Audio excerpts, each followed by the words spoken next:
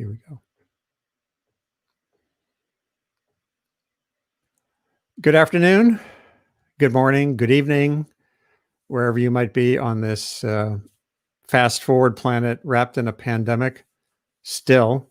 And also in the United States, particularly surging in a moment of incredible political turmoil, unlike anything this country has seen in a very long time. David Sanger in the New York Times had a piece taking it back to the mid-1800s, in fact, in terms of what Trump is apparently trying to pull right now, that his lawyers are failing in courts all around the country to keep a hold on his office.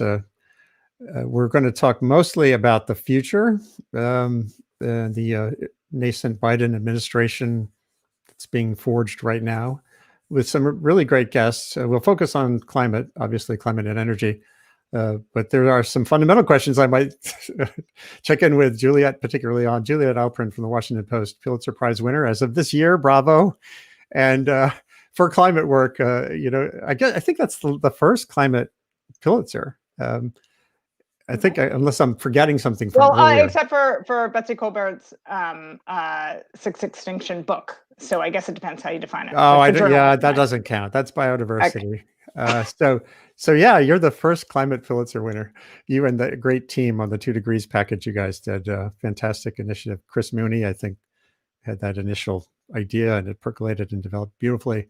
We also have Hillary Aidun, who's from the Sabin Climate Law Center at Columbia University and the Earth Institute, and very focused on both deregulation on climate, energy, and the environment these last 4 years through the Climate Deregulation Tracker, and now building a new emphasis on re-regulation. What's the process for moving forward from the Biden administration? Not just given the damage that Trump enacted on climate and energy and environmental policy, but also, deeper. The U.S. and the world generally are failing at addressing the core challenge of decarbonization in a world heading toward 9 billion people seeking decent lives. So there's a lot of work to be done that isn't just untangling what Trump is leaving behind. Joseph Mikett at the Niskanen Center, which has roots in sort of a limited government approach to progress, and yet Joseph is the climate policy director in climate science background, atmospheric science and ocean science at Princeton, PhD. Great to have you here too. Zeke Hausfather at the Breakthrough Institute, with a long and deep background in decarbonization, and had done work as long as a decade ago doing sort of climate energy analysis in the clean tech space. And Daniel Ramey at the Resources for the Future. We all have to think about resources for the future while we extract them today. And you and your colleagues there did a really important report in 2018, reminding the world of that failure I mentioned a minute ago, that the world really hasn't had an energy transition at all yet. It's been additive. We keep adding energy sources on top of that carbon load that we still are getting from coal, oil, gas. And you said basically something fundamentally new has to happen to take us in a new direction that's safe for the climate system. So I'm Andy Revkin. I'm at the Earth Institute at Columbia University. I'm in the Hudson Valley in my home dominion here. And we're going to dive in have a brisk discussion about all these really tough junctural moments, and how do we, what realistically can be done, of course, and we'll talk to Juliet about this too, with a Congress that's yet to be determined. Usually that happens the same day the presidential race is determined. So let's start with Juliet, if you don't mind. Can we step back from the climate space just for a second? We got these 2 Michigan lawmakers heading to the White House right now, being chased by reporters, and refusing to say whether they're going to heed the president's evident plea to throw the election, essentially. We have the runoff coming in January. You wrote a book about Congress a long time ago, before you were deeply dug in on climate. And so can you give us just an initial snapshot so we can stay sane and have the climate discussion play out with that larger picture in mind? Yeah, I guess I would say that, yes, political polarization has only, of course, gotten worse since I wrote about this in my book in 2006. And I guess I would say two things, which is we're absolutely at this difficult moment. There's no question that President Trump is using every tool at his disposal to try to stay in office for a second term. It is clear that that has almost no chance of succeeding when you look at both what's happened in the courts, where he's not making headway, and even with him inviting Michigan Republicans to the White House. At least one of them has indicated that they will respect the election results. So it seems clear that there will be a transition in January. How quickly that happens, is unclear. But one of the things I feel like I've observed, having covered politicians for an extremely long period of time, is that at the end, what they care about, most politicians, more than anything else, care about keeping their jobs, and they put that above ideology. They sometimes put that above serving their constituents. But in that grand scheme of things, there are very few elected politicians here in Washington, D.C., who see that it is ultimately in their interests to overturn election results that at this point don't provide the fodder that the Trump campaign is looking for. And so in terms of, are people wondering whether there will be a new administration in January? There seems very clear indications that that will be the case, if that helps. So that does help. It helps us set a tighter baseline for the conversation we'll have now, which is pretty much presuming a Biden-Harris administration. So thank you for that foundational idea. Sanger's piece and other work like that in the last 24 hours says it's nigh impossible for that darker landscape to play out. We can hope that our system has the strength to endure this kind of extreme storm. And it is sort of like an extreme storm in the climate system. Every once in a while, I guess every 100 years or so, 150 years, something really, really weird happens. You get confluence of a shyster, and we'll leave that for another day. So I'd like to go to Hillary next, if you all don't mind, and talk about this concept of, after 4 years in the trenches, tracking carefully what's being unraveled. You're now moving into sort of a re-raveling work. You have a legal background, obviously, just so people can see the title and Google for it if they'd like to. Climate Re-regulation in a Biden Administration is a new report that you and colleagues here at the Sabin Center have been working on. So Hillary, Aidun, can you give us a quick snapshot of how bad the damage feels after 4 years? It's one thing. One of the good news things about executive orders and executive actions is they're kind of they're fragile. This was true for Obama's just as much as it will be for Trump's, but they also can do lasting impact too. So what's your rough sense of how big a task this is we all face? Thank you. So as you mentioned, we've been tracking with the Climate Deregulation Tracker for the past 4 years the deregulatory efforts by the Trump administration that have implications for the climate, which have largely been aimed at unraveling the climate policies that the Obama administration put in place. And so the re-regulation paper is meant to outline what the Biden administration could do to roll back the rollbacks and reinstate and hopefully strengthen the policies of the Obama administration. And so many of the Trump administration's rollbacks have taken the form of regulations, which can take a year or a couple of years to fully finalize, because agencies that issue regulations, of course, have to propose the regulation and allow the public an opportunity to comment before finalizing the regulation, and also undertake a number of types of analysis. And so rolling back those formal regulations and replacing them with new ones will take some time. But there are a number of actions that the Biden administration could take immediately, including rejoining the Paris Agreement, as well as rescinding some of the, or rescinding the executive orders that the Trump administration issued to expedite fossil fuel production and that sort of thing. And I'm happy to go into more detail about those as we work through our discussion. And we'll get back to this in a minute. I'm sure this is where Juliet can come back too. there's this big question of legislation. You know, the climate system, the climate problem have dimensions in time and just magnitude, and we'll get some of the magnitude in a minute, that really violate or constrain what can be done in the executive decisions, executive actions, really, even regulatory actions don't take you to where you would need to go. But let's get a little bit of that landscape of what would actually have to happen from some of the others here. And hold on a second.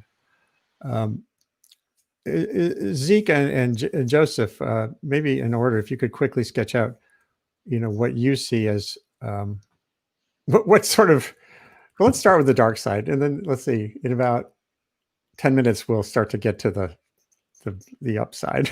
So start with your darkest concerns. When you wake up in the morning, Zeke, out in the Bay Area, when you think of what you know about gigatons and gigawatts and terawatts, or terawatt hours particularly, what really discourages you, makes it feel like it's going to be a hard day? So one of the things is just how big a lift it's going to be to meet some of these climate targets that we talk a lot about. You know, we've, as an international community, committed to limit warming to well below 2 degrees by the end of the century. And, you know, right now we're on track for something closer to a 3-degree world if we're lucky. And so there's a huge gap that needs to be filled between, you know, not even what countries are doing right now, but between what countries have committed to do and the level of mitigation that would be needed to meet those targets. You know, in Paris, for example, the US pledged to reduce its emissions 26 to 28% below 2005 levels in 2025. It's going to be a very heavy lift to get there. You know, we're about 20% below in 2020, but 2020 is a bit of an anomaly, in part because we shut down large parts of the economy to fight COVID. And so we expect emissions to rise relative to 2020 levels next year as the economy recovers. You know, there'll be some structural changes going forward, some premature retirements of coal, some changes in transportation patterns that will have long-lasting effects on our emissions, but not enough nearly by itself to put us on track for meeting our Paris Agreement goals. Never mind, you know, the magnitude of reduction that'll be needed to actually put us on track for a 1.5C or 2C compliant emissions pathway. And so, you know, there was a lot of hope that if there was the sort of blue wave election that the polls suggested, you know, with 54, 55 Democratic seats in the Senate, there'd be the possibility of ambitious legislation that could, you know, move things very quickly. We don't seem to be in that world right now. You know, even if Democrats win both runoff elections in Georgia, we're still going to be left with Joe Manchin sort of having a veto over climate policy. And he, not to mention the filibuster, which obviously is probably not going anywhere with a bare majority of Democrats. And so, you know, it's going to be really hard to pass this sort of ambitious climate policies that could make a very quick dent in our emissions. So I want to interrupt briefly because mentioning Manchin, and I know this will resonate for Juliet, reminds me so much of Robert Byrd, the early 90s, when Clinton Gore were trying to do a BTU tax, and it was the Democrats who killed it because coal, they wanted coal, and it was sort of a fight between oil and coal and who got more credits and stuff. So that West Virginia reality is still there. That's still this little tiny part of the Democratic landscape. It used to be bigger. That can be a problem. Julia, does that feel familiar? Yeah, absolutely. And I guess one of the things I was wondering is that, right, I mean, really, you definitely have some challenges. So I guess I was wondering, of the given that, again, the one thing that that senators and members of Congress seem to be able to agree on is spending money and subsidizing forms of energy and innovation. In terms of, for Zeke or anyone else who would chime in, where do you see the biggest bang for the buck? If the one thing that we can have more, you know, optimism about is that this next Congress might be willing to spend money to kickstart, you know, some of a transition, where do you see as the ones that would actually translate into the biggest carbon reductions? I'll give a really quick one, then I'll let other people respond. You know, certain things are going to be easier to pass in Congress than others. And in terms of subsidizing good things, we're certainly going to have an environment where it's a lot easier to pass climate carrots than climate sticks going forward. But one thing that I'm hopeful around is transmission.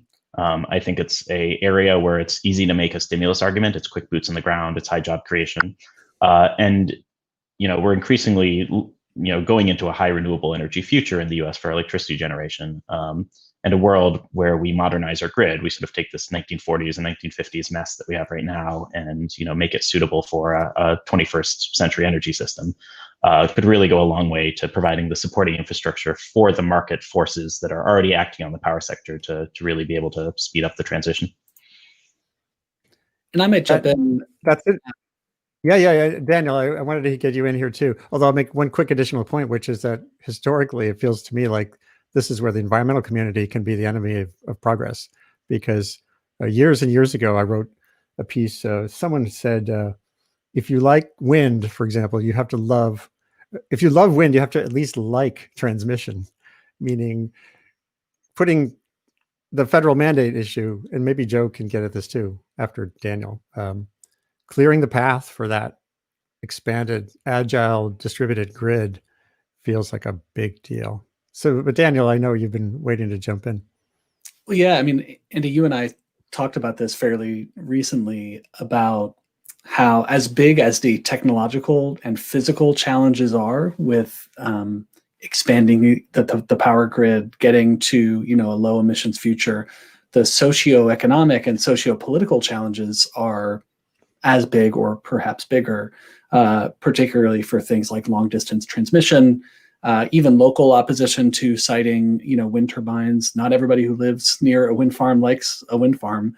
And so those are challenges that I think we need to recognize and grapple with, even as we sort of push towards ambitious climate targets. But to your original question on things that might happen in Congress, we think about carrots that are available. My first thought is that I was actually trying to think if there are any major forms of energy that we don't subsidize. If anyone can offer an idea, I'd be curious, because it's hard. I can't think of one. So Congress clearly likes subsidizing energy. One of the areas that has expanded in recent years is tax credits for carbon capture, utilization and sequestration.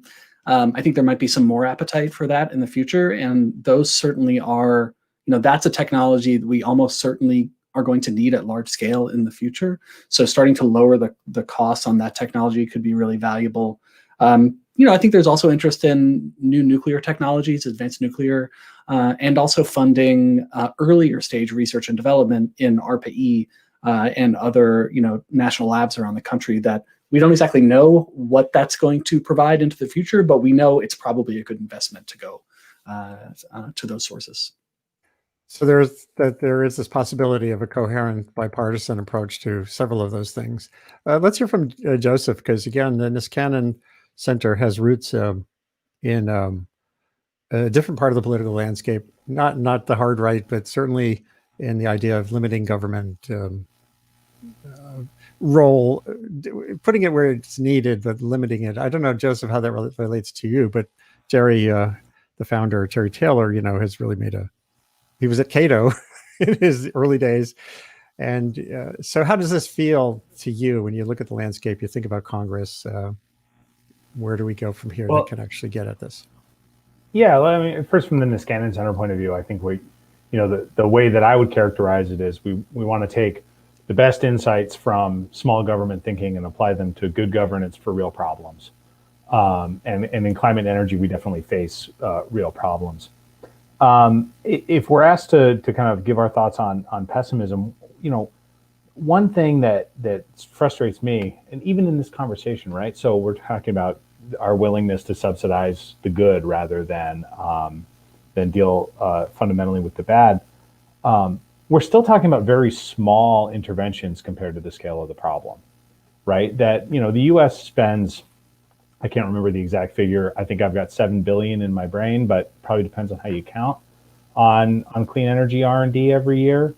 And there have been proposals dating back to the time of the Paris Climate Agreement to sort of triple that amount. And we're still very far from doing that, right? And that's sort of, it's still an idea that exists largely in think tank, white paper world than in practical legislative world. And so even on what should be the easy stuff, I would say we're still sort of under ambitious for the scale of the problem. Yeah, that takes me back again to 2003. Richard Smalley from Rice University, Nobel Prize winner. It was the first time he came to Columbia. He was on a tour giving a talk about the energy challenge, laying out the terawatts challenge, as he put it, laying out the scale and saying someone needs to be a grown-up here on this planet and really get at the fundamental scale issue. And again, resources for the future, Zeke, in all of your work, you've gotten pretty clear about that we're nibbling at the edges. That gets me back to what I was saying about the limits of executive power of a problem that surmounts traditional political landscape. But Joseph, so given that, is there any approach? We talked about moonshots. All that stuff takes me back through years and years. Obama talked about an energy moonshot. And is there a way we get through and get to that? Well, in the context of a presumptive Biden administration, I think there's a couple places where I have enthusiasm, and then there's a third place where I have a lot of hope. So in the enthusiastic columns, one, I think his administration and the way they talked about climate in the campaign was really focused on infrastructure, right? And so when Zeke's talking about transmission, you could talk about the infrastructure we need for more carbon capture and storage in the U.S. But when you start thinking about climate as an infrastructure challenge and an investment challenge, and less as we've got nuclear advocates over here and renewables advocates over here and fossil fuel advocates over here, you can really do a lot, I think, to sort of grease the skids for further decarbonization, right? Through investment and through smart thinking about what are the things we need to have in place to make multiple of these possible technologies work. So that's one. The other thing that I appreciate about the way they've been talking about it is when you're thinking in that frame, you really start thinking about what do we need to accomplish over the next 5 or 10 years to move us toward a world where we're going to have zero greenhouse gas emissions plausibly in the future, as opposed to the framework which says, all right, we need to get to zero. We're going to back calculate how to get there. We're going to draw a straight line down with emissions, and then we're going to try and build our policy envelope around that. Now, you might end up with relatively similar answers about what you should be doing over the next 5 or 10 years, but I think the rhetorical approach matters. And then the last place where hope remains is I think there are opportunities for rapid changes in how we think about this and the ability of Congress to work together on this issue. I don't want to oversell that point, but I think there's a couple things that lead me to think we should think about that as more possible than maybe we commonly assume. The first is that I think this election shows that what a lot of climate advocates have assumed is going to happen over the long term, demographic changes leading to long-term political dominance, is probably less likely than they thought it was going to be as coalitions of voters shift around. And what that means is we really need to find ways to get bipartisan cooperation. And the second thing is, I think we all sort of understand what the limits of executive and state-based action are. And we need to have a serious reckoning, both on the right and on the left, of what we're willing to trade to deal with this problem at a big way. I want to point to one other little bit of good news because we're making that swing. The New York Times did a really good package recently, state by state look at energy. This is the power sector, just electricity, not highways and everything else. But look what happened in Iowa. Here Iowa voted for the second time for Trump, even as it voted essentially for natural gas and wind. Look at the transition there in the Trump administration in Iowa to wind. Now it's the third windiest state, I think, in the country, according to that analysis. And I remember way back in the first year of Trump, when I was at ProPublica, I did a piece where it turned out, I think 17 of the states, Republican states fighting against the Clean Power Plan in court, were meeting its near-term targets on the ground, even without thinking about it, because organically the trends are there. And I want to get back to Juliet on this in a minute, but Daniel, again, and Zeke, does this mean we just need to kind of intensify grease, as was said, grease the skids toward more of that? Is that at least getting us powerfully in the right direction? Not every state is Iowa, but every state does have sort of possibilities.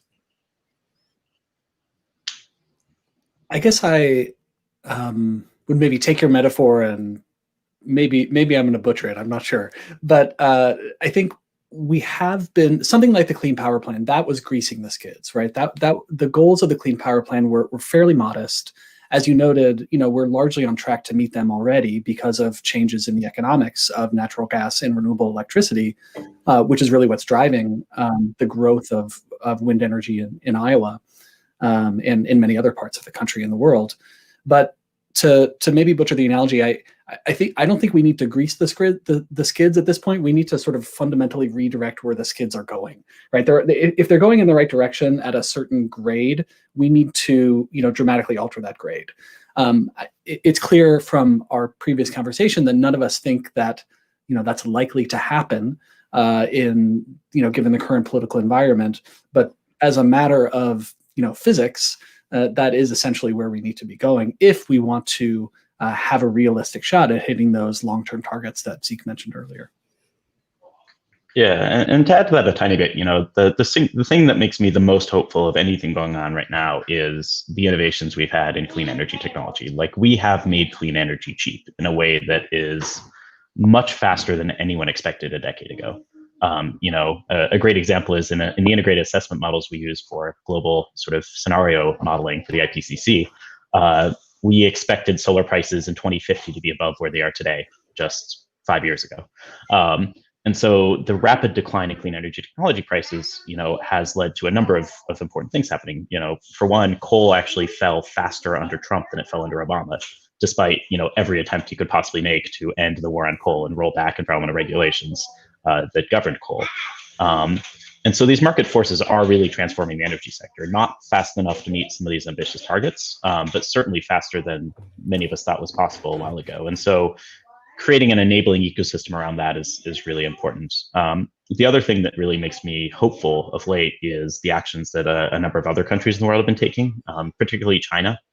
China's announcement that they're going to meet or they're going to get their emissions to zero by 2060 is probably the single biggest climate news in the last decade. It's faster than anyone thought they would commit to. And obviously, it's easy to say on paper you're going to commit to something, 40 years from now.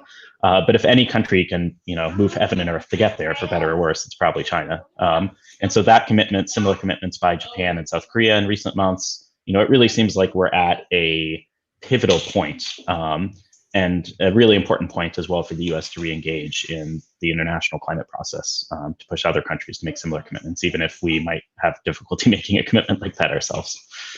Yeah, I want to switch a little bit into some of the sort of anticipated friction points, presuming there's some chance of legislation of some kind in the first couple of years here before the midterms, which already seem around the corner always. We'll get to that in a second, but I wanted to note this, just something that just came up last week on the show, a week ago Friday. Rod Schoonover, former national intelligence analyst focused on climate and related issues, said one of the biggest gaps we have here in this country is we don't do long-term planning. He said, and this goes back way beyond Trump, to not really having a national vision that can carry through our political cycles. The way strategic advice feeds into the White House is reactive still, not prospective. And that we also did a whole that session was devoted to having a new architecture for science advice. And Juliet, maybe I'll swing you in here on that question, and then we'll get into the sort of regulatory. Let's talk about fracking, gas, and a couple of things. But Juliet, we are, and of course the press is mostly in reactive mode too. Is that a big part of the problem? Oh, well, I definitely think that, humans start out with a short attention span. And I think we can all agree that over the course of our lifetimes, our attention span has been shrunk, particularly due to, technology. And as a result, I actually, there's no question we're terrible at long-term visions and planning. And also, again, it takes it takes taking political risks as a politician to really advance those kinds of visions. I will say that, so like, again, if I'm going to try to be like a little sunny as someone, it's very interesting. I was checking in with one of my smartest Hill sources about, again, the prospects for action in Congress. And this individual emphasized that in discussions with folks right now, the staffer was emphasizing the general uselessness of Congress and everything that should be done through executive action, which gives you a sense of where we are. But my broad observation, which I think actually encompasses both, certainly Washington and politicians, but also industry, is that I do think we might be at an inflection point where people are willing to make some big compromises that could actually move the needle a little bit. And so, for example, I picked this up when I talk to people in the auto industry and, whether the biggest industry groups, whether you're talking about the U.S. Chamber of Commerce or National Association of Manufacturers, they're incredibly tired about litigating the same fights over and over again. And obviously, at some point, they actually do longer range planning, as you were mentioning, Andy, than politicians. And so I think there is a moment, particularly as broadly speaking, the country has shifted somewhat on the whole issue of climate change, for some deals to be struck, whether we're talking about, in terms of tailpipe emissions and mileage standards, some of these other big things that might affect the transportation sector and other places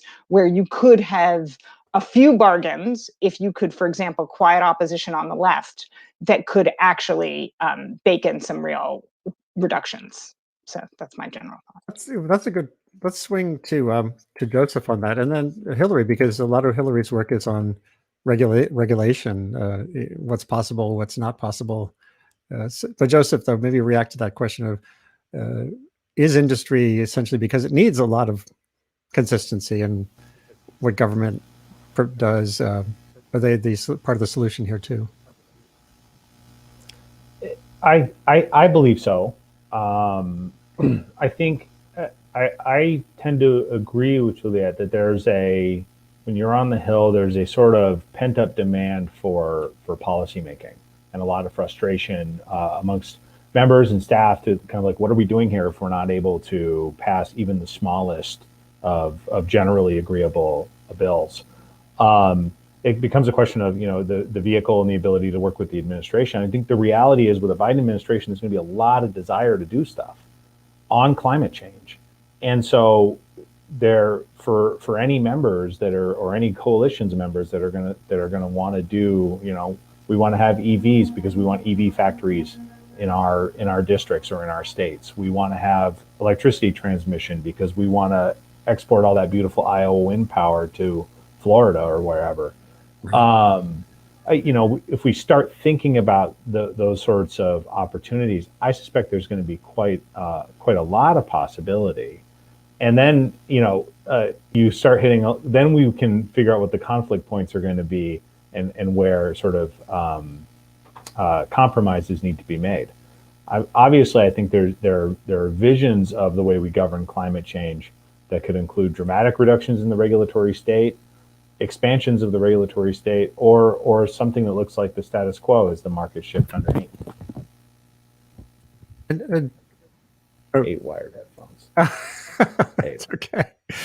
We're all surviving in all of our various virtual challenges. So Hillary, again, tipping the balance from deregulation to re-regulation. Think about some of these broader legislative opportunities and needs. What comes to mind when you wake up in the morning before you get depressed?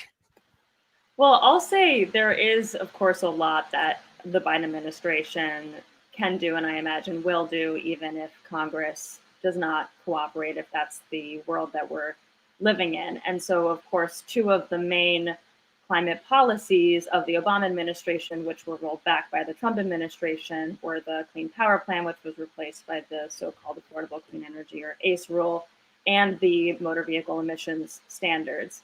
And as has been noted, the sort of regulatory pendulum swinging back and forth and litigation over those standards, I imagine at a certain point is tiresome for regulated industry, and that there would be some desire for regulatory certainty, particularly when you consider that we're currently litigating the motor vehicle emission standards for 2021 to 2026. Automakers need to do long-term planning, as has been noted. And so I think those are the regulation of both motor vehicles and also power plants under replacement for the ACE rule, I think will be major regulatory actions that we can look for.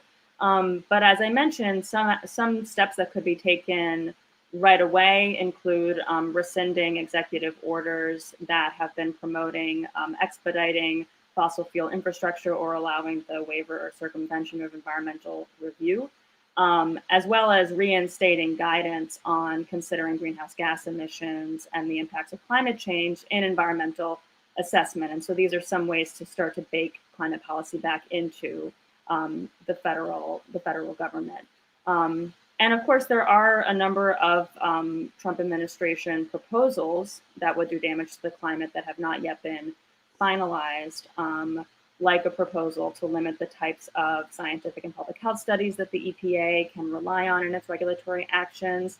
Assuming those proposals are not finalized before January 20th, the Biden administration, of course, can simply withdraw them. So there is a lot that can be done, even though legislation would obviously be ideal and hopefully will happen in order to enact broader change. Juliet, how does that feel to you? Again, as coming at this with a reporter's lens, and yeah, definitely. I mean, I have some. Sorry, go ahead. What were you gonna say? Yeah, I was going to say one thing. I actually even wonder, and this would be a question for Lee. I kind of even wonder. I assume they have to redo. Obviously, they want to redo the ACE rule, but at this point, I mean, given where utilities are and how they're all on track to do so much more. Obviously, there's they certainly, I guess, could replace it with a more ambitious thing, but you almost wonder how much energy a new EPA administrator would want to devote to that when there's so much else going on. But absolutely, I think that you're going to have this combination of them withdrawing it. As you mentioned, we identified in our analysis of rules that there, as of a couple of days ago, there were. Actually, I guess it's more like, I guess they're roughly a little over 40 rules that are not finalized. They just actually finalized a Forest Service rule that locks in these changes to the National Environmental Policy Act. So again, that becomes a hurdle that the next administration would have to deal with. And I also am kind of wondering how many of these ongoing rules that are being fought over in court a new administration would be able to settle, whether that might become a more effective way to do, an efficient way to deal with some of these rollbacks. But there's just no question they've just got a bunch of things they're going to have to change, even as they're, and I guess presumably trying to kind of raise the bar above what the Obama administration did. There's some really good questions that have come in. If you don't mind, I'm going to pop a couple on the screen. We can talk about them. Let's see. Anu Kritri Sud Hittel says, what potential do you see for, this is the other side of the question we haven't talked about at all, which is adaptation resilience, which I've written about so much, has the same, it's sitting in front of us. We know what to do. It sometimes happens, but it always rolls back. He says, what potential do you see for adaptation resilience action, which is much harder to finance than mitigation actions? What exactly would you push the feds for, the feds? What would be the entry points? Asking from Hawaii, a small state facing sea level rise impacts, and also the large states like California and wildfires in mind. We could talk about this briefly. I know you're mainly, the folks on this call are on the energy emissions side, but thoughts on that would be good. Hillary, haha. Juliet, you're obviously looking at the whole span. Your 2 Degrees series was all about the lack of adaptation, the lack of response to big things going on. Again, I think that's an area where you actually could see a lot of action going forward. I think it's something it's interesting, where again there actually is much broader bipartisan agreement on this. People are seeing climate impacts in real time, in their states, in their communities, and so and again as we're talking about it, you could see kind of there's obviously that model that we saw with the stimulus bill in 2009, where they were trying to dig the country out from the Great Recession, but also, try to make smart investments. And I think we will see that replicated without question. And I need to say hi to Anu, whose whole family has an appreciation for sharks, near and dear to my heart. It's awesome to hear from you. Yes, I happen to know her. And so I don't necessarily think that's why I don't think she was trying to throw me a softball, but it's awesome to see her participating in this discussion. Yeah, I would say so too. I'm going to get to we're going to dive in on what I see as one of the biggest challenges here, which is getting agreement among the climate concerned community. Not so much the Republican Democrat thing, but any other thoughts here? Oh, there's another question. Wait, someone go for it. Well, briefly, I mean, we've been focused mostly on domestic policy for most of this conversation. One point that's especially relevant when it comes to this issue of adaptation is, the considerable leverage that a new administration is going to have in how they kind of direct the various apparatuses of American foreign policy. And one thing that I would expect is that there are going to be a lot more folks in high-level positions at the State Department, the Department of Defense, and other important agencies that are going to be much more proactive in working with our allies and others around the world to think about creative ways of managing the impacts that we know are coming. And so that's a little, it's less about regulation and it's more about personnel. But I think those personnel choices are also, pretty significant.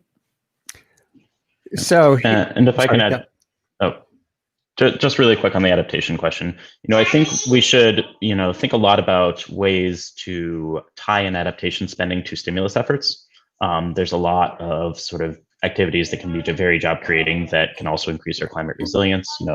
Mark Powell and I, for example, proposed in an op-ed on the Hill a few months back, sort of creating a new civilian conservation corps type program focused on forest management to help reduce wildfire risk, particularly in wildland urban interface areas. And so sort of thinking about recovery spending through an adaptation lens. I think actually, really we did a session on that recently because it spills into the COVID-19 arena as well. If you think about risk and resilience more than climate risk and resilience, I think there's a really powerful way to have a lot of buy-in across the country on building a resilient America. And Howard Frumpkin, who comes at this from the environmental health and epidemiology front, he had back in April on this show, he talked about a civilian conservation corps for testing, tracing, isolation capacity, and all that stuff. And so that, I think, when we think about the basic question, how do we build a resilient America in the face of a complex landscape full of landmines that are all kind of interlaced, we generally know what would be needed, and it generally feels nonpartisan. And we know it's hard always, but I think depending on how the messaging is framed, you can have a lot of go forth and do stuff on that basis. I want to show one other thing. I get at that last point I mentioned, which is the divisions within the climate community. Way back in September, I was really interested to notice and tweeted when I saw that basically Tom Friedman, the ultimate center, sort of moderate center, centrist, whatever you want to call him, and Josh Fox, who did the anti-fracking film, Gasland, were both saying they're for Biden. Here's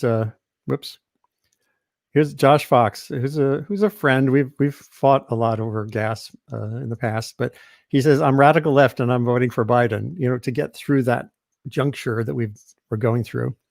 And Friedman, of course, was writing pretty much the same thing. If Trump's monstrous performance left you feeling you want 4 more years of the presidency, et cetera. So if it felt really exciting in the election process to see a centrist and a real radical, self-described radical leftist do that. And then, I've been tweeting about this. So on nuclear policy, fracking and nuclear, we just spent a couple more minutes talking about those things. What we really need is a campaign for some nukes. And I made this meme a long time ago when Cuomo in New York found a way to support upstate nuclear power plants with a subsidy. And at the same time, he was saying, no, we're absolutely going to close Indian Point, which is about 8 miles from my house, and which I supported continued operation for. So at least there's a sense there within New York of a some nukes policy. But so let's dig in on that. Like in the political and social landscape, we know knowing gas is not going to go away. And just think, Juliet tracked this, I'm sure, during the debate. What was the fodder that probably made some of these states tighter for Biden than they would otherwise have been? It was his position on gas and fracking and fossil fuels. So where do we go with that? Absolutely. Is there a way to can the left learn to live with itself, or I don't know, or with the center? So Juliet, maybe you first, because you track the whole landscape around the politics. Okay, although I do definitely think there are smarter people in this call. I mean, on this conversation who can chime in. But I would say that this is going to be a hugely divisive issue. I think we just my colleague Dino Grandoni and I just had a story that published talking about how even Biden's pledge to end all new leasing and permitting on public lands is going to be difficult to implement, and he's already got folks saying that he needs to go further and faster. And so, I think the issue is, at some point, obviously, any administration can convey the fact that fracking on private lands is very difficult to stop. And so, whether those on the left will accept that is unclear, but certainly that's going to be, that's something part of the occasion. But I just think how far you go in cracking down on natural gas extraction, oil extraction is going to be a tremendous flashpoint for the Democratic Party. And it's unclear. And as you mentioned, with nuclear power is another thing. Particularly, again, for all those who are looking for a decarbonized power sector, doing that without nuclear energy is difficult. So I'll be really fascinated to see how that happens. Yeah, you and I have the luxury as reporters or journalists to sit and be fascinated by it. And my friends who are hardcore, the science speaks, you have to follow the physics. They get really frustrated with sort of a reality-based look at it. And a couple of people like Daniel, you know this very well too, this feeling of, what's real in the political. Sorry about all these, I'm doing these transitions not as perfectly as I should. Daniel, I'm sure you've felt the heat on these issues too. You've focused a lot on fracking, and we could just go around the room here a little bit more on this question of can we tolerate the diversity of responses even among those who agree that climate is a problem? Daniel, what do you think? Yeah, I don't know. I'm going to be watching with just as much interest as you and Juliet. So I wrote a book about fracking. It's called The Fracking Debate. Basically, what it tries to do is lay out what we know and what we don't know about the various hot button issues related to shale gas and tight oil development in the US. And I did a bit of a book tour. I talked in like 20-some places, mostly at universities. And I can say with confidence that there's a lot of heat on both sides of the issue. Did you go to Cornell at any point? Nobody from Cornell invited me. Oh, I spoke there, and I almost was, I wouldn't say physically attacked, but it was pretty hard to talk in a realistic way about it. There are some people at Cornell who I've interacted with who I've tried to have reasonable conversations with, and then I thought I was being reasonable and they were not having it. So what's going to be really interesting to me is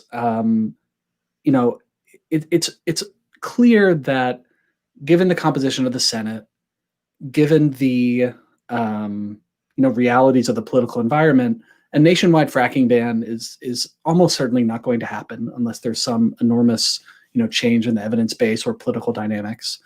The President-elect Biden's position, even on public lands, is actually not totally clear. There is some language on his campaign website that refers to a moratorium on leasing, and then there's other language that refers to a moratorium on permitting. And those are actually two different things with pretty different implications. So it's going to be interesting to see which one of those gets actualized in the future. And I guess, what I will be very interested to see is, how much frustration is there among the environmental left, the anti-fracking advocates, when their preferred solution doesn't happen? Are they going to become disenchanted enough that it really makes a political problem for the vice president? Last thing I'll say is I remember watching the Democratic National Convention in 2016.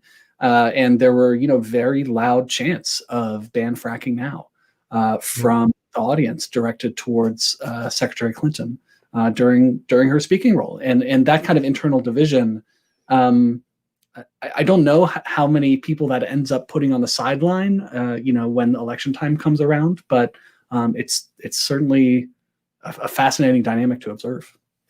Yeah. So I'm just going to circle back to Juliet quickly on this because of something she knows very well, and that Thomas Edsall at the Times has written about in depth, which is, just show it here, at least his piece, which is the danger that Democrats have, and this has played out at least twice for the Democrats, of overreach in the first year or so of an administration or the Democratic Party generally, that results in a backlash, and from the center, from moderates, independents, that results in losing either Congress or imperiling a second term of the presidency. And Edsall's piece, he goes back in depth to the perils of overreach. And maybe it's good that things are so tight, in terms of what happens, whether it's 50-50 or, some tiny little fraction for the Democrats in the Senate. Maybe that's good because it limits the potential for overreach or not. So what looks like a horrible situation with tightness, is that good or bad? How does that feel? Yeah, I think it makes it, I think the instincts of many of the people, including the president-elect and those around him, are to try to be more cautious, and that you're right, that the political reality speaks to that. I mean, they want Democratic control of the Senate. They would want more, but it definitely could blunt some of the pressure that they would get. And I realize I didn't answer your question. I mean, I think that I was watching and writing about that last Democratic debate when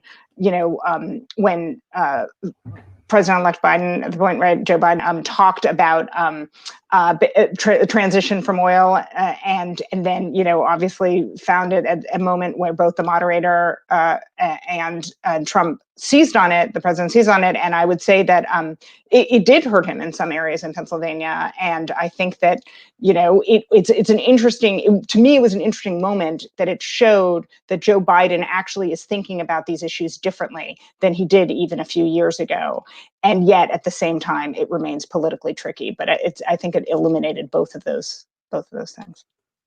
How does that feel, Joseph, from your vantage point and the people who you talk to on the Republican side of things? Well, I think this is fixing to be like one of the really big debates we have over the next couple of years in the climate space. And I'm going to go out on a limb and say we're not going to ban fracking. Like, it's not even clear to me that sits within the authority of the president. And it's not clear to me that that's something that climate advocates want.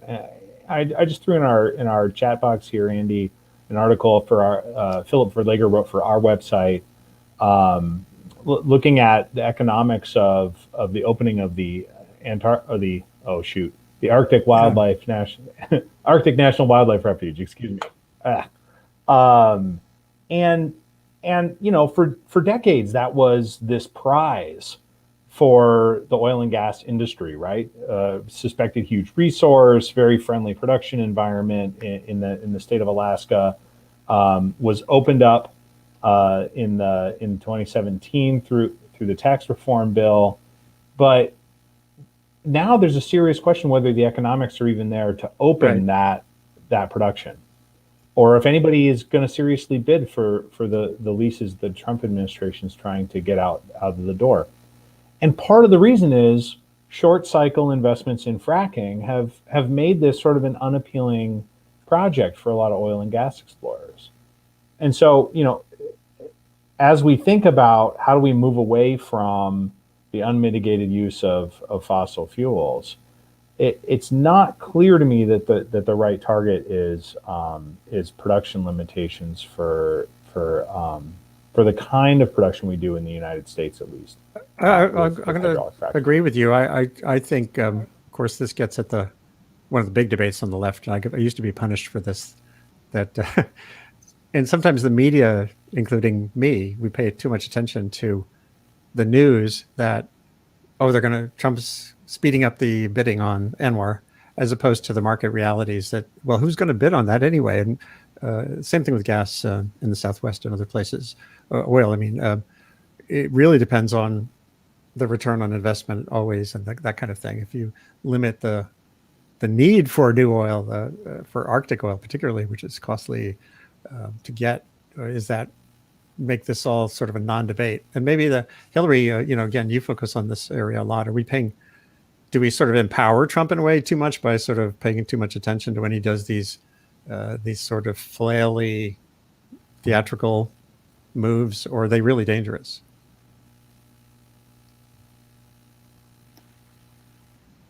Well, I don't think we can pay too much attention to action that can ultimately be harmful to the climate. I mean, I will say I part of what the Trump administration has done, of course, has been a concerted effort to promote the domestic production and use of fossil fuels.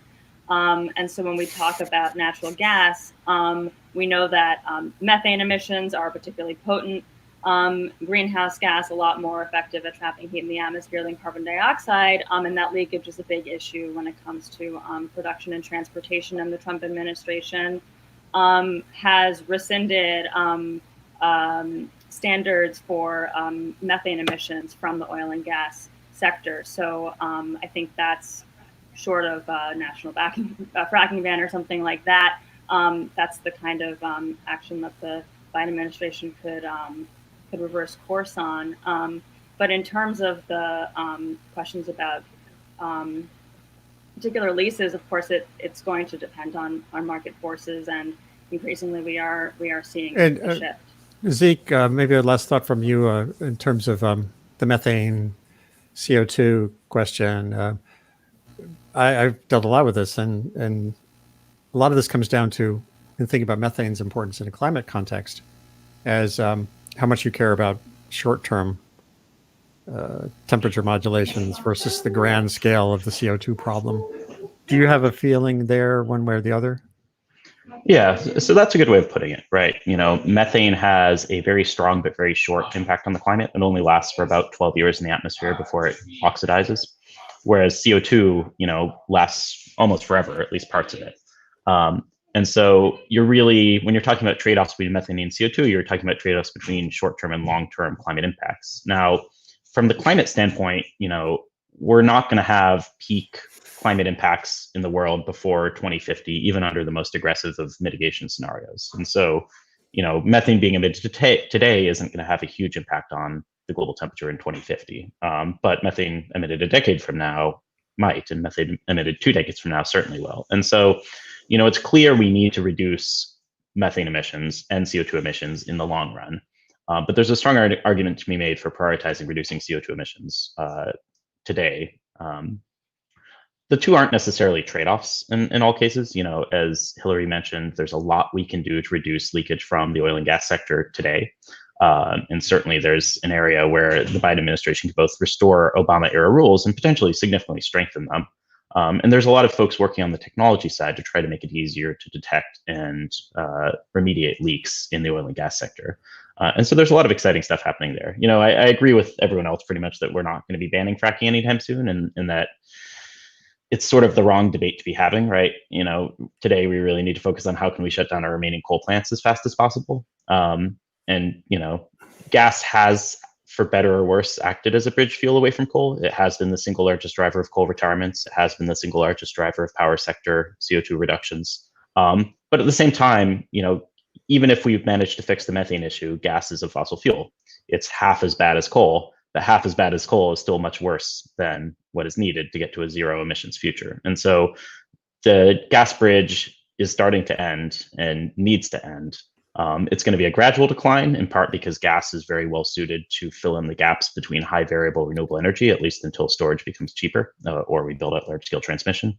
But all of the sort of emerging energy system models that we see people producing now, there's a very good one recently that folks should check out called America's Zero Carbon Action Plan, that a whole slew of sort of superstars put together. Similarly, Jesse Jenkins and his team at Princeton has a big forthcoming, very detailed sort of zero emissions by 2050 model. And all of these show sort of gas having, a long tail, particularly gas capacity. So what you end up seeing is, even in 2040, we don't necessarily have that much less gas capacity than we do today, but we have a lot less generation because these plants are running shorter and shorter periods of time as more and more renewables come on the grid, and then eventually, are replaced more by storage and transmission. On this gas thing, I find myself kind of on the fence between Hillary's camp and the realities you've laid out about what can and can't happen. In 2009, I did a front page story for the Times on what were clearly pretty straightforward ways for the gas and oil exploration community to constrain deeply the leakage and stray emissions. I saw evidence of this, and actually BP was the big mover, showing that they weren't afraid to commit to resources to really digging in on reducing and eliminating stray emissions. But all through that time, I asked the American Petroleum Institute, so why is this why is the best practices of industry not to do that? And they refused to. The industry as a whole will never agree to that. And when I talked deeper to people, it turned out that in the core, in an industry boardroom, it was still easier to sell drilling a new well than maintaining or fixing or operating more carefully an existing well. And this is where I end up circling back to what Hillary and Mike Gerard and all my friends at the Columbia Climate Law Center, regulate the hell out of them. So Joseph, I'm going to throw that at you. I see no evidence of industry at scale, even now, 10 years after that evidence was clear, saying, yes, we're going to up our game. What, am I missing something?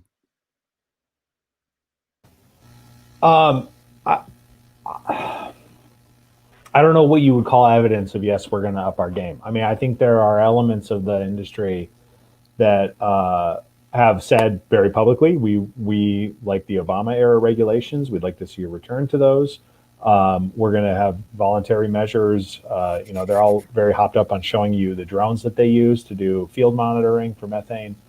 So I don't know that it's completely fair, but I do think, like many other climate problems, having one or two standout good actors doesn't actually address the issue, right? Because there are a lot of producers, there are a lot of distributors, there are a lot of wildcatters who are probably going to need to regulate. And from whatever perspective you have, we know that the greenhouse gas problem is causing damages and contributing to harms, and so we have to do something about it. Right. I'm just going to show something here while you could keep talking. So this was a video that I posted. Again, God, it's like 11 years ago. Methane regulations, I defer to Daniel. Yeah. I would love to chime in on this. Yeah. So a few thoughts. The first one, which is very compatible with what Joseph just said, is that oftentimes people talk about big oil as kind of the central problem when it comes to these efforts, but oftentimes it's actually little oil that is much more recalcitrant when it comes to dealing with some of these issues. I remember when I was writing my book, I went to two different industry conferences. One of them was CERAWeek, which is the big international confab of all the major oil companies, the international companies, heads of state, and one was a small producers conference in Pennsylvania. And at the big international one, everybody was talking about climate change all the time in a serious way.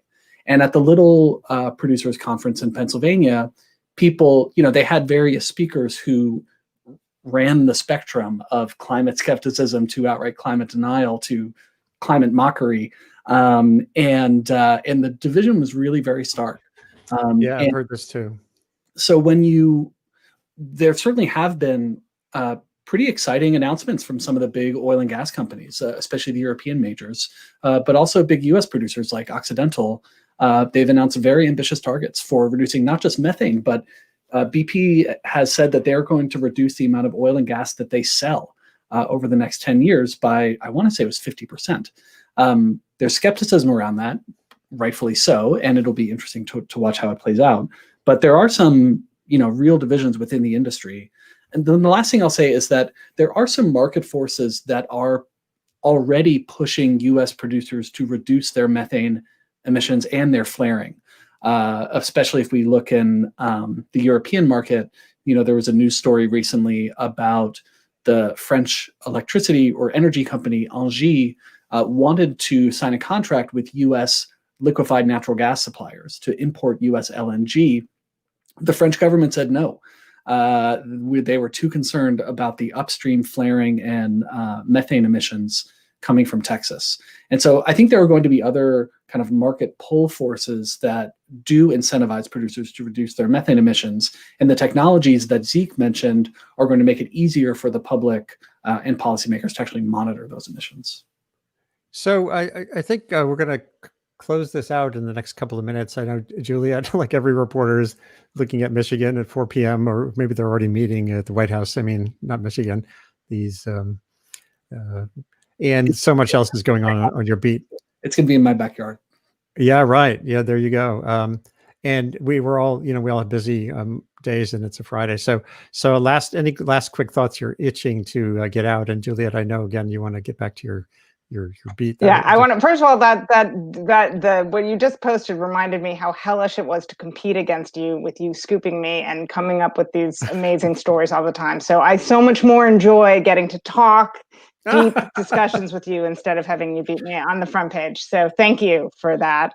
I also just briefly wanted, I just had one last question I wanted to ask people, which is, and again, I actually haven't written about this, but I am curious, when you see Bezos, pledging his 10 billion, and we see where his money just initially went, I'm just curious if people have thoughts about private philanthropy going forward, how much it can make a dent. We keep talking about these elected and decision makers, but I just am curious about that for, again, you high concept people as opposed to So around the room here, anyway, your last thought, it can be on that important point about Bezos and money. A friend of mine, Matt Nisbet at Northeastern University, is starting a whole podcast just on Bezos's billions and what he sees it as a gross greenwashing episode. But it doesn't have to be on that, but if you have your last shout for your most important action in these next couple of months, maybe Hillary and then around. Well, I think other people on this call are better equipped to answer the Bezos question. So I'll just close by saying it was noted earlier that even though we do need to rapidly increase renewable energy capacity, people don't always like living next to wind turbines, for example. So I'll just say, while we're talking about fossil fuels, that on the other side, when I'm not wearing my deregulation, re-regulation hat, I'm representing landowners and community members who support renewable energy projects that are facing opposition, because that is another really important issue that we also need to think about, how to support these projects and combat some of the misinformation about them as well. So I'll just close with that. And Joseph, in your end, what's your main summary of what we need? What would be a good step in the next couple of months? Regarding Mr. Bezos, I checked our website, and niskanencenter.org/donate accepts an arbitrary number of zeros. I think, I'm one of these annoying people who thinks eventually we need comprehensive legislation. That's where I think we can focus our efforts as the Biden administration goes about sort of the game of re-regulation.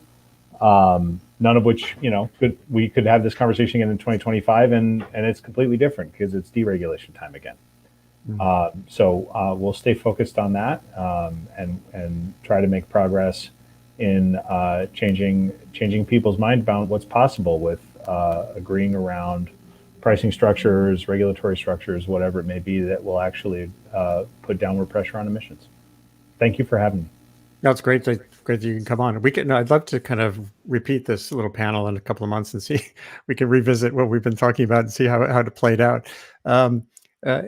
Zeke and Daniel, if you have a very quick thought, that would be a marching order or something we could do next week that will make us less insane. That'd be great. Thank you. Sure. Quickly on the Bezos thing, it's definitely an example of the rich getting richer in terms of where the money went. I am a little excited, though, with the amount of money put behind the EDF methane stat, which I think will be a really important project when it goes live to better pinpoint leaks. But But my closing thought is really, we've talked a lot about what Biden can do, but one area we haven't talked as much about is procurement. And obviously, executive decisions only go so far and can be reversed by the next administration. But to the extent that they drive down the price of technologies, particularly more nascent technologies, they can play a big role. So the federal government, for example, buying electric trucks for UPS could really drive down the cost of electric trucks in a way that can't be reversed by a future administration. And so I think we shouldn't underestimate the power of procurement. And that's an area where the Biden administration can do a lot, particularly on, not necessarily solar and wind, which are already cheap, but nascent technologies. And Dan? Yeah, so I'll maybe close first again by thanking you, Andy, and thanking everyone else for a really fun conversation.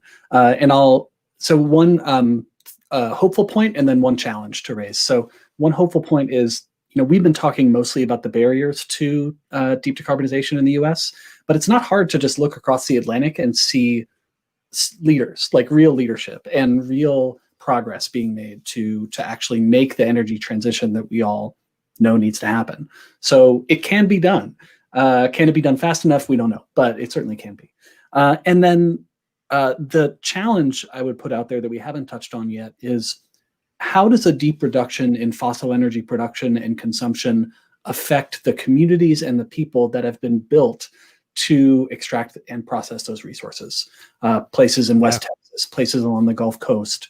There are real people there that absolutely depend on these industries. And there's been some talk about how we support them, but I think there needs to be more talk and real meat put on the bones about how we're going to do that.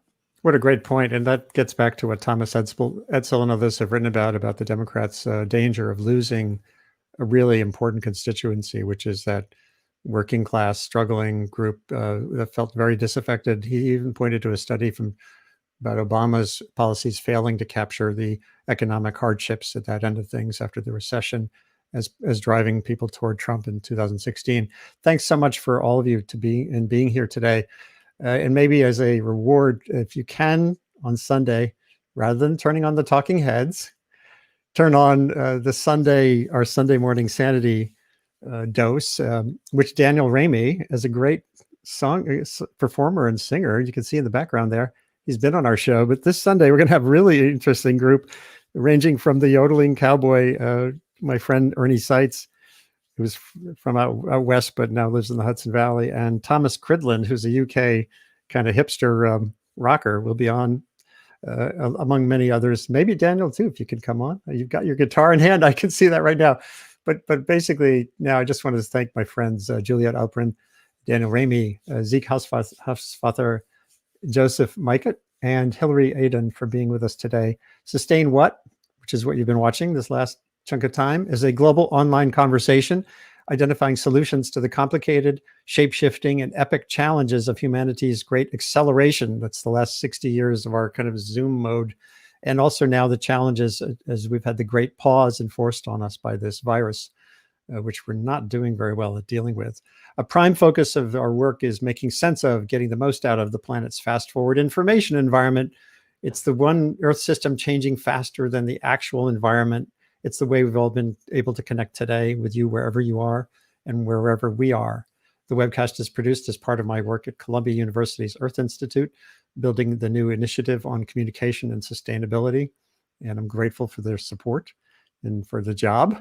As soon as we're done, share the link you've been watching on with friends and circles far and wide, and get in touch with me with ideas. Look at that distracting little scrolling bar at the bottom. You can find my contact info. Thanks again, everybody. Stay sane first and safe through this extraordinary holiday season like no other since 1918, perhaps. And the sanity is a function of everything we do every day to try to connect with people, either from a distance or up close, but with a mask. Thanks again for being here. Stay safe. Be good. Good to see you all. And Dan, you can play us out. Thank you all. All right. Thank you very much.